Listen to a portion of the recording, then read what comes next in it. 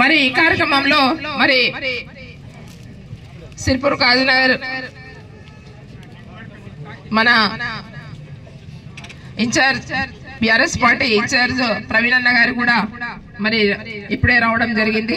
మరి వారికి కూడా స్వాగతిస్తూ మరి మీరందరూ కూడా మద్దతుగా వచ్చారు.